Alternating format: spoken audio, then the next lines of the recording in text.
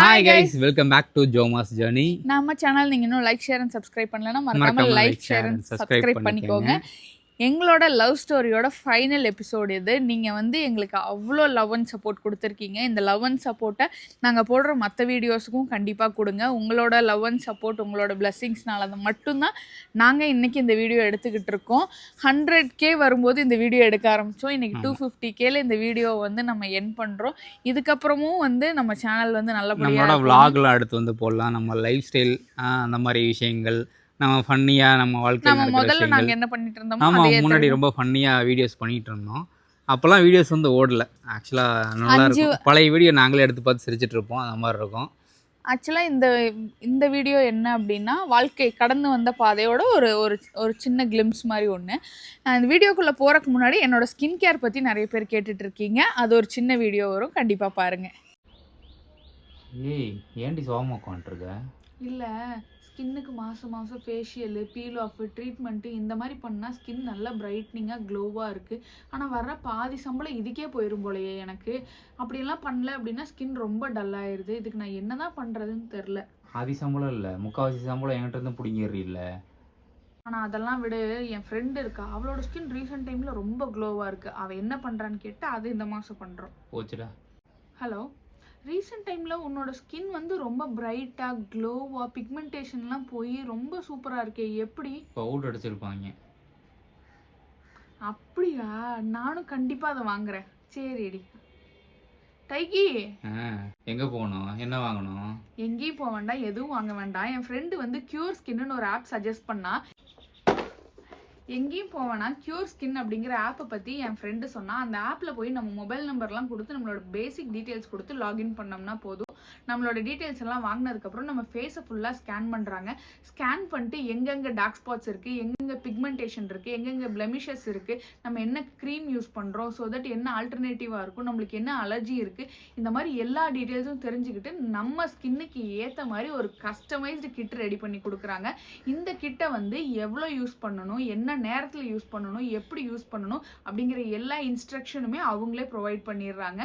So இதை use பண்ணி தான் அவளுக்கு ஸ்கின் சூப்பராச்சாமா. இதை நானும் வாங்கிட்டேன், நானும் யூஸ் பண்ண போகிறேன். அப்படி என்னோட க்யூர் ஸ்கின் கிட்டில் டெர்மட்டாலஜிஸ்ட் என்னோட ஸ்கின் ரிப்போர்ட்டை ஃபுல்லாக அனலைஸ் பண்ணி எனக்கு சஜஸ்ட் பண்ணது பார்த்தீங்கன்னா, gentle cleanse face wash and glyco clear cream, அதுக்கப்புறம் barrier reconstruct cream and mineral day sunscreen தான். டெர்மட்டாலஜிஸ்டோட சஜஷன் படி நம்ம இதை ரெகுலராக யூஸ் பண்ணோன்னா நம்மளோட ஸ்கின்ல இருக்க டார்க் ஸ்பாட்ஸ், பிக்மெண்டேஷன் இதெல்லாமே போய் நம்மளோட ஸ்கின்னுக்கு ஒரு கிளியரான, பிரைட்டரான, விசிபிளான க்ளோ கிடைக்கும். நான் வந்து இவங்களோட ஃபோமிங் ஃபேஸ் வாஷை மார்னிங் யூஸ் பண்ணிவிட்டு அதுக்கப்புறம் இவங்களோட மினரல் டே சன்ஸ்கிரீனை ரெகுலராக யூஸ் பண்ணிகிட்ருக்கேன். உங்களுக்கும் உங்கள் ஸ்கின்னை பற்றி ஒரு டீட்டெயில்டு அனாலிசிஸ் வேணும், என்ன செட் ஆகும் ஆகாதுன்னு தெரிஞ்சு நீங்கள் யூஸ் பண்ணணும் அப்படின்னு நினச்சிங்கன்னா நீங்கள் வந்து க்யூர் ஸ்கின் ஆப்பை டவுன்லோட் பண்ணுங்கள். டவுன்லோட் லிங்க் எல்லாமே நம்ம டெஸ்கிரிப்ஷனில் இருக்குது. அண்ட் ஜோமாஸ் 100 அப்படிங்கிற நம்மளோட கூப்பன் கோட் யூஸ் பண்ணிங்கன்னா 100 rupees ஆஃபரும் இருக்குது, செக் பண்ணி பாருங்கள். என்னன்னா, இப்போ நீங்கள் வந்து ஜெயிச்சிட்டிங்களா, இப்போ வந்து உங்களுக்கு எல்லா கஷ்டமும் போயிடுச்சா, ஹாப்பி எண்டிங் லவ் ஸ்டோரி அப்படின்னு போடுறீங்க அப்படின்னு கேட்டிங்கன்னா, இன்னும் எங்கள் வாழ்க்கையில் வந்து உங்கள் எல்லாருக்கும் ஒரு நடுத்தர மக்களுக்கு என்ன கஷ்டம் இருக்குமோ, வீடு இல்லை, வாசல் இல்லை, மாத கடைசியில் காசு இல்லை, அந்த மாதிரி எல்லா கஷ்டங்களும் எங்களுக்கும் இருக்குது. பட் ஒரு புரிதல் வந்திருக்கு வாழ்க்கை மேலே, இதுவும் கடந்து போகும். ஆமாம், ஆக்சுவலாக இப்போது நீங்கள் ஒரு வேலை செஞ்சுட்டே இருக்கீங்க. இப்போ பொதுவாக நான் யூடியூப்கே சொல்கிறேன், நாங்கள் கிட்டத்தட்ட 5 வருஷமாக வீடியோ போட்டு தான் இருக்கோம். 5-6 வருஷமாக வீடியோ 2017 நாங்கள் போட்டுருக்கோம். ஏன்னா நாங்கள் கல்யாணம் ஆகிற அப்போ ரெகுலராக போடுறதில்ல. ரெகுலராக கிட்டத்தட்ட ஒரு 2 வருஷமாக போட்டிருக்கிறோம். ஆனால் வீடியோவே ஓடல. 2024 தான் ஓடுச்சு. 24 ஸ்டார்டிங், 23 எண்டிங், டிசம்பர் மாதத்துலேருந்து அப்படியே கொஞ்சம் கொஞ்சமாக ஓட ஆரம்பிச்சிச்சு. அதுக்கு முன்னாடி நாங்கள் வேலை செஞ்சுட்டே தான் இருந்தோம். இதுக்கு வேண்டி டைம் ஸ்பெண்ட் பண்ணி வேலைக்கு போயிட்டு வந்தாலும் சரி, வந்து என்ன பண்ணுறோம், வந்து வீடியோ எடுப்போம். எந்த கேப் கிடைக்கும் போதெல்லாம் அதை உட்காந்து எடிட் பண்ணி வச்சுக்குவோம். அந்த டைமுக்கு வந்து வீடியோ வந்து போஸ்ட் பண்ணுவோம். ஸோ இந்த மாதிரி பண்ணிகிட்டே இருந்தோம். எங்கள் வீடியோஸ் வந்து ஓடலை. நாங்கள் இருந்தாலும் என்ன ஒரு விஷயம்னா, முயற்சி வந்து விடலை. நான் உங்கள் லைஃப்பில் வந்து நான் அதான் சொல்லுவேன், இன்றைக்கி ஒரு விஷயம் நடக்கலை அப்படின்னா ஒரு நாள் கண்டிப்பாக நடக்கும். நான் வந்து ரீசெண்டாக பிடிச்ச விஷயத்த பண்ணாமல் விட்டுறாதீங்க, அப்படி ஸ்டாப் பண்ணிடாதீங்க. ஸோ உங்களுக்கு பிடிச்ச விஷயத்த கண்டினியூ பண்ணுங்கள், கண்டிப்பாக ஹிட் அடிக்கும். இன்னொன்று என்ன சொல்லணும்னு நான் நினைக்கிறேன்னா, நான் ரீசெண்டாக ஒரு கோட் படித்தேன். அது வந்து ஒரு ஸ்கூலோட வாலில் தான் எழுதியிருந்தாங்க. உன்னால் இன்னைக்கு முடியாது அப்படின்னு சொல்கிறத இன்னைக்கு எங்கேயோ யாரோ பண்ணிட்டு தான் இருக்காங்க. அதனால எல்லாமே முடியும். நம்ம வந்து அது கொஞ்சம் டைம் எடுக்கும், அவ்வளோதான். இது வந்து நல்லா இருக்குல்ல. லவ் ஸ்டோரி எதுலேருந்து விட்டோம், நம்ம எதுலேருந்து விட்டோம்னா, ஆல்பர்ட்டும் வியானும் ஹாஸ்பிட்டல் அட்மிட் ஆகிருந்தாங்க. அப்படிங்கிற மாதிரி நான் சொன்னேன் டெங்குக்கு. அதுக்கப்புறம் வந்துட்டு அதுக்கப்புறம் மறுபடியும் நார்மலாக லைஃப் போயிட்டு இருந்துச்சு. திருப்பி ஒரு வாட்டி ஆல்பர்ட்டுக்கு உடம்பு சரியில்லாமல் ஹாஸ்பிட்டல் அட்மிட் ஆயிருந்தாங்க. அப்போ ஒரு நிம்மதி என்னன்னா, எங்ககிட்ட கார் இருந்துச்சு. ஆனால் அந்த காரை தெருவில் நிறுத்தினா அந்த கார் பூரா எவனை கோடு போட்டு விட்டான். இதே மாதிரி சம்பவங்கள் தான் நடந்துட்டு இருக்கு. ஆனால் எங்களுக்குள்ள வாழ்க்கையை பற்றின ஒரு புரிதல் வந்துருச்சு. இதுவும் கடந்து போகும், பார்த்துக்கலாம், அவ்வளோதானே அப்படின்னு. நான் என்ன இந்த லவ் ஸ்டோரியோட எண்டிங்கில் என்ன சொல்லணும் அப்படின்னு நினைக்கிறேன் அப்படின்னா, அதான் சொல்கிறேன்ல, அதுக்கப்புறமும் வந்து ஆல்பர்ட்டுக்கு டெங்கு இல்லை, ஹை ஃபீவர் வந்துச்சு. ஒரு 4 நாள் கிட்ட ஹாஸ்பிட்டலில் அட்மிட் ஆனாங்க. இப்பயும் வியானுக்கு உடம்பு சரியில்லாமல் போகும். மாத கடைசியில் காசு இருக்காது. இப்பயும் பல கஷ்டங்கள் போயிட்டே தான் இருக்குது. இப்போ இன்னும் நிறையா அவமானங்கள் எங்களுக்கு நடந்துக்கிட்டு தான் இருக்குது. ஆனால் ஒரு தெளிவு என்ன அப்படின்னா, எங்களை பல பேர் நம்பாமல் இருந்திருக்காங்க. எப்படி ஒரு உதாரணம் சொல்கிறேன்னா, இப்போ வந்து நீங்கள் ப்ரொமோஷன் பண்ணுறீங்க அப்படின்னு வந்து நீங்கள் நிறைய பேர் சொல்கிறீங்க. அந்த ப்ரொமோஷன் பற்றின ஒரு விளக்கம் நான் கொடுக்கணும் அப்படின்னா என்ன சொல்லுவேன் அப்படின்னா, நாங்கள் வந்துட்டு betting app, gaming app, work from home, அந்த மாதிரி நீங்கள் காசு போடுற எதையுமே வந்து நாங்கள் ப்ரொமோட் பண்ண மாட்டோம். நீங்கள் ஒரு ரூபா கூடாது அப்படிங்கிற ஒரு முடிவுகள் இருக்கும். ஏன்னா ஒர்க் ஃப்ரம் ஹோம்க்கு வந்து நிறைய பேர் கேட்குறேங்க. இன்ஸ்டாகிராமில் நிறைய பேர் மெசேஜ் பண்ணுறீங்க, அந்த மாதிரி எதாவது இருந்தால் சொல்லுங்கன்னு.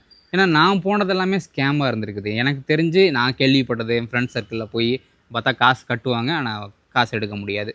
இந்த மாதிரி விஷயங்கள்லாம் நடக்கிறதுனால நாங்கள் அதை அந்த மைண்ட்லயே வச்சுக்கிறது இல்ல. நீங்க அந்த மாதிரி பண்ணவே வேண்டாம். நாங்க எந்த மாதிரி ப்ரோமோட் பண்ணிட்டு இருக்கோம் அப்படின்னா, நீங்க காசு கொடுக்குறீங்க அப்படின்னா உங்களுக்கு ஒரு ப்ராடக்ட் வருது.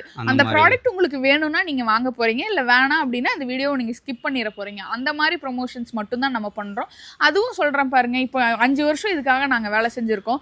இதுக்காக நாங்க வந்து லட்சக்கணக்கில் போட்டிருக்கோம். ஃபர்ஸ்ட் வந்துட்டு ஐஃபோன் 11 வாங்கினோம், அதுக்கப்புறம் கேமரா வாங்கினோம், அதுக்கப்புறம் லேப்டாப் வாங்கினோம், அதுக்கப்புறம் ட்ரைபோ. இதெல்லாம் நீங்க உங்களுக்கு வேண்டியதானடா வாங்கிட்டீங்க அப்படின்னா, ஆமா எங்களோட சேனல் இம்ப்ரூவ், மைக் வாங்கினோம், இந்த மாதிரி நிறையா இருக்குது. இப்போ இந்த சேனல் நாங்கள் எடுத்த வருமானம் அப்படின்னு பார்த்தீங்கன்னா 1 லட்ச ரூபாய்க்கு கம்மியாக தான் இருக்கும். ஆனால் இந்த சேனலுக்கு நாங்கள் இன்வெஸ்ட் பண்ணதுன்னு பார்த்தீங்கன்னா கிட்டத்தட்ட ஒரு 3-4 லட்சம் நாங்கள் இன்வெஸ்ட் பண்ணியிருப்போம்னு நினைக்கிறேன். ஐஃபோனே வந்து நான் முதல்ல வாங்கினது 15,000, இப்போ வாங்கினது ஜாஸ்தி, அப்படியே இப்போ வாங்கினது ஆல்பர்ட்டோட ஃபோன் வந்து 1,25,000, கிட்டத்தட்ட 175 ஆச்சா. என்னோட ஃபோன் வந்து ஒரு 89, 2.25 லட்சம் ஆச்சா. 2.25 லட்சம் ஆச்சா. இது போக கேமரா 60,000, இந்த மாதிரி 4 லட்சத்துக்கிட்ட இன்வெஸ்ட் பண்ணியிருக்கோம். ஸோ அதனால எங்களுக்கு வந்து சரி ப்ரொமோஷன் அப்படின்னு வரும்போது ஒரு வருமானம், எங்களோட வாழ்வாதார தேவை, எங்களோட இஎம்ஐக்கு ஹெல்ப்ஃபுல்லாக இருக்கும் அப்படின்னு தான் நாங்கள் ப்ரொமோஷன் எடுக்கிறோம். அதுலேயும் வந்து rummy, betting app, gaming app, work from home, இந்த மாதிரி நீங்கள் காசு கொடுத்து உங்களுக்கு ப்ராடக்டாக வராது எதையுமே நாங்கள் எடுக்கிறது. நாங்கள் எடுக்கிறது என்னென்னா ட்ரெஸ்ஸு, ஏதாவது ஹெல்த் மிக்ஸு, ஷாம்பு, சோப்பு, இந்த மாதிரி தான் எடுக்கிறோம். இது வந்து உங்களுக்கு பிடிச்சிருந்தா நீங்கள் வாங்குங்க, இல்லை அப்படின்னா விட்டுறலாம். இதுதான் நான் வந்து ப்ரொமோஷனை பற்றின ஒரு தெளிவு கொடுக்கணும்னு நினச்சேன். அது எதுக்கு அப்படி அந்த இது வந்துச்சுன்னா, நம்பிக்கை இல்லாதனம். அதாவது அப்போ வந்து எங்கிட்ட காசே இருக்காது. ஏதாவது இன்ஸ்டாகிராம் இன்ஃப்ளூயன்சர் 500 ரூபாய்க்கு ப்ரொமோஷன் பண்ணியிருப்பாங்களேங்களான்னு நீங்கள் கேட்டிங்கன்னா, இல்லை பண்ணியிருப்பாங்க, சின்ன சின்ன ஆளுங்க பண்ணியிருப்பாங்க. நாங்களும் பண்ணியிருக்கிறோம் அந்த டைமில். 500 ரூபாய்க்கு நாங்கள் ப்ரொமோஷன் பண்ணியிருக்கோம். ஒருத்தவங்க வந்து நாட்டு சக்கரை அந்த மாதிரி சேல் பண்ணிட்டு இருந்தாங்க. அவங்க வந்து நாங்கள் ரொம்ப கஷ்டப்படுறோம் அப்படிலாம் கேட்டாங்க. சரி ஓகே அப்படின்னு சொல்லிட்டு நீங்கள் 200 கொடுங்க, நான் ப்ரொமோஷன் பண்ணித்தரேன். 200 ரூபாய்க்குலாம் நான் சத்தியம் பண்ணி சொல்கிறேன் எந்த இன்ஃப்ளூயன்சர் ப்ரொமோஷன் பண்ணும். அப்போ வந்து அந்த டைமில் அவங்க எனக்கு ப்ராடக்ட் அனுப்பல. நம்ம ப்ராடக்ட் அனுப்பலன்னா ஒருத்தங்கிட்ட போய் ஏன் அனுப்பல, யாரும் பண்ண மாட்டாங்கன்னு சொல்ல வரல, பண்ணுவாங்க. ஆனால் ஃபேஸ் காட்டி வீடியோ போட மாட்டாங்கல்ல.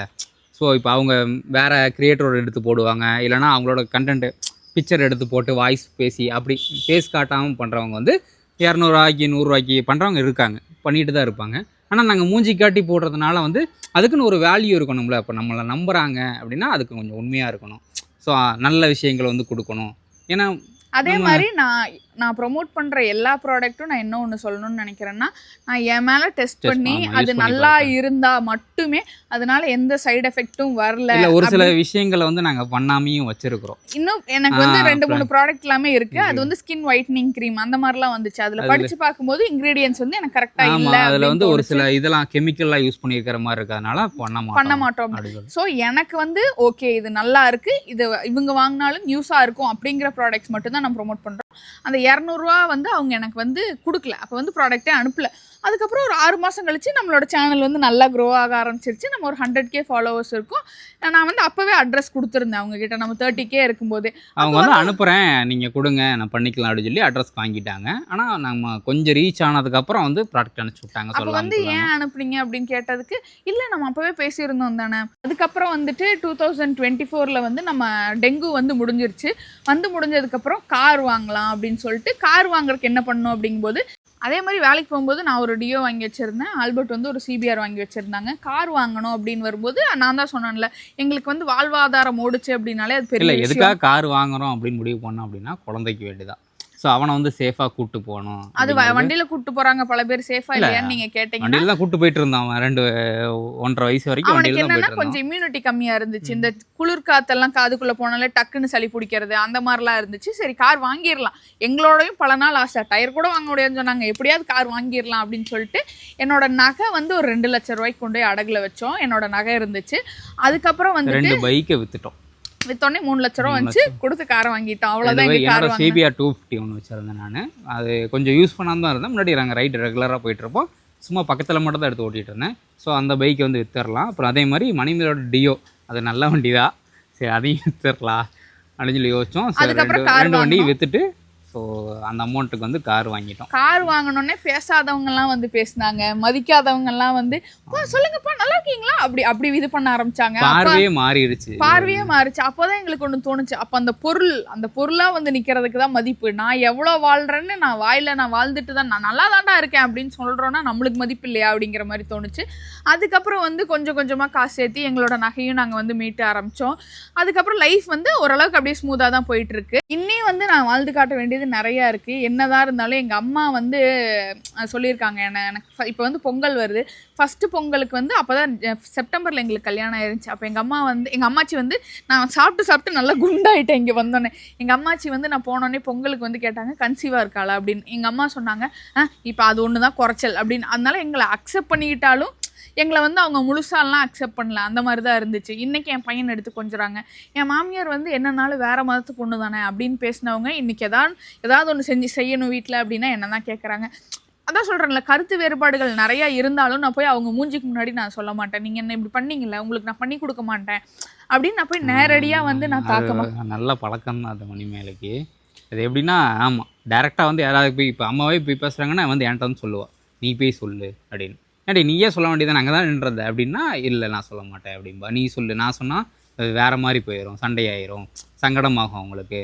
நீ சொன்னால் அது வந்து பையன் தானே சொல்கிறது, அப்படி போயிடும் அப்படின்னு சொல்லி சொல்லுவாங்க. அதே மாதிரி நிறைய பேர் சொல்லுவாங்க, எதுனாலும் வந்து ஹஸ்பண்ட் கிட்ட சொல்லிடுறா, ஹஸ்பண்ட் கிட்ட மூட்டி கொடுக்குறான். நான் எப்பயுமே ஒன்று தான் சொல்லுவேன், நான் எது நடந்தாலும் ஆல்பர்ட் வந்து என்ன சொல்லுவார், பிரியாணி சாப்பிடாத கேட்டிப்பா நீ குண்டாயிட்டே போகிறேன். ஆனால் ஆல்பர்ட்டுக்கு தெரியாமல் நான் அதை சாப்பிடணும்னு நினைக்க மாட்டேன். நான் திட்டு வாங்கிட்டாவது ஆல்பர்ட்டுக்கு தெரிஞ்சு தான் அதை சாப்பிடணும்னு நினைப்பேன். அதே மாதிரி தான் நான் உன்னை நம்பி இந்த வீட்டுக்கு வந்திருக்கேன், எனக்கு இத்தினூண்டு அது என்ன நடந்தாலும் நான் உன்ட்ட சொல்லுவேன், அது நீ உன் பிரச்சனை நீ பார்த்துக்கோ அப்படிங்கிற மாதிரி.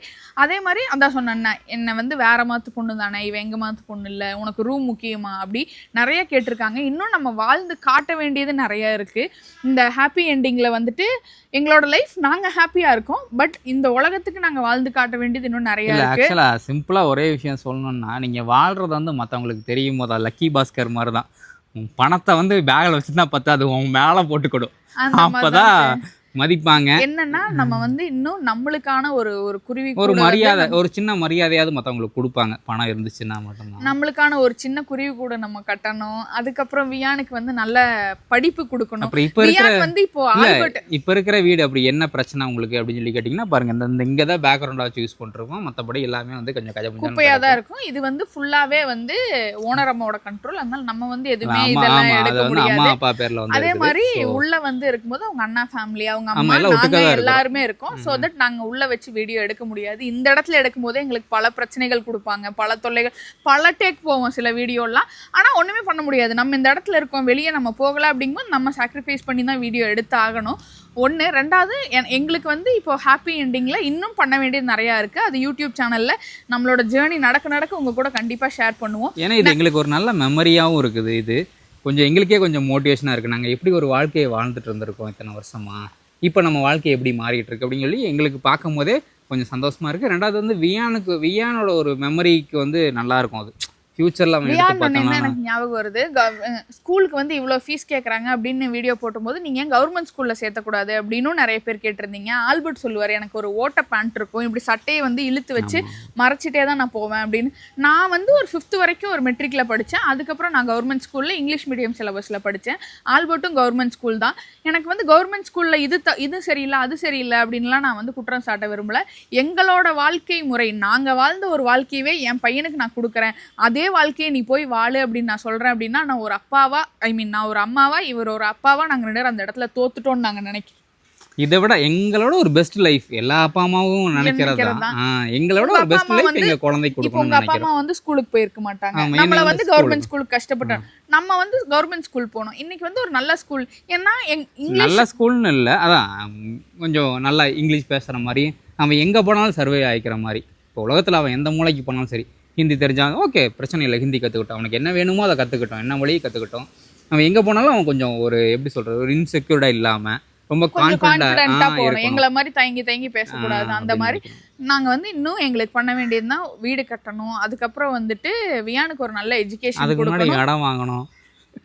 இதெல்லாம் பண்ணுவோம். இதெல்லாம் கண்டிப்பா நம்ம பண்ணுவோம். கடவுள் வந்து அது வரைக்கும் எங்களுக்கு இதே ஹெல்த்தோட எங்களை இதே மாதிரி வந்து வச்சுப்பாரு அப்படின்னு நாங்க வந்து நம்புறோம். முடிஞ்ச வரைக்கும் உங்களை நல்லா என்டர்டெயின்மெண்ட் பண்ணவும் பார்க்குறோம். கண்டிப்பாக அடுத்தடுத்த வீடியோஸ் கண்டிப்பா வந்துட்டே தான் இருக்கும். இந்த லவ் ஸ்டோரி வந்து இங்க முடியுது. இந்த லவ் ஸ்டோரிக்கு நீங்க கொடுத்துட்டு இருக்க சப்போர்ட்டை வந்து மற்ற வீடியோஸ்க்கும் நீங்க கண்டிப்பா கொடுப்பீங்கன்னு நம்புறோம். அடுத்த வீடியோல பார்க்கலாம். until then it's bye from ஜோமாஸ்.